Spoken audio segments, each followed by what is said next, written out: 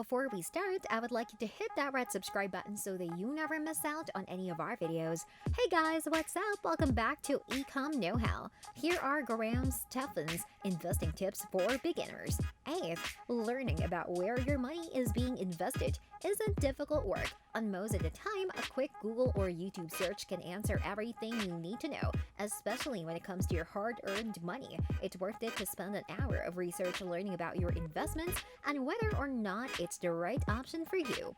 7th, there is not one single investment that doesn't carry some level of risk and some small chance of losing money. Even if it's a fraction of a percent chance of ever happening, nothing is ever certain and nothing is ever guaranteed. Be comfortable knowing that there might be a small degree of risk in order to make money. The more you understand this, the better you will be as an investor, and the better you'll be at managing that risk.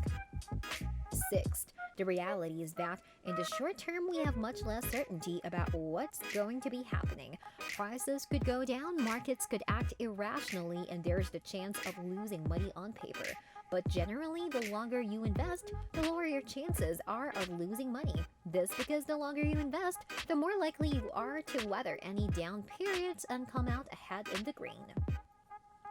5th, when it comes to investing, you need to invest consistently over time on autopilot. It doesn't mean you need to be actively involved all the time, but you will need to consciously remember to set aside a portion of your income every month that goes into your investment fund.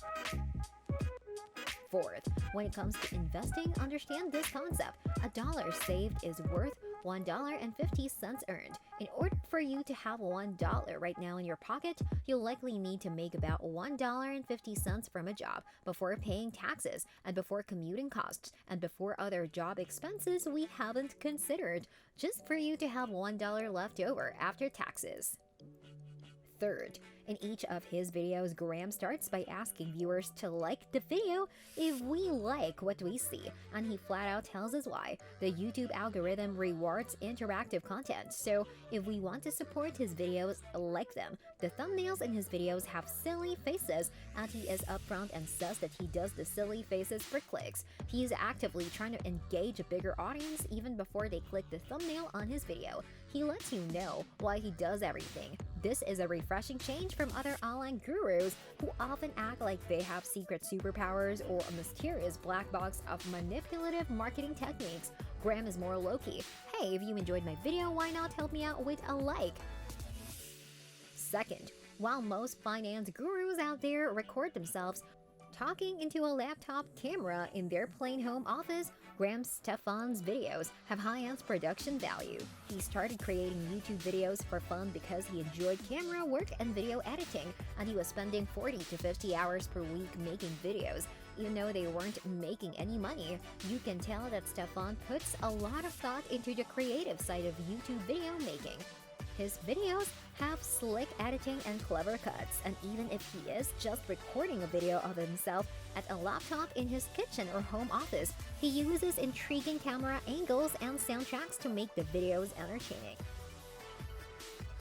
You know how so many financial and business gurus are slick talkers who pepper their speeches with weasel words and BS?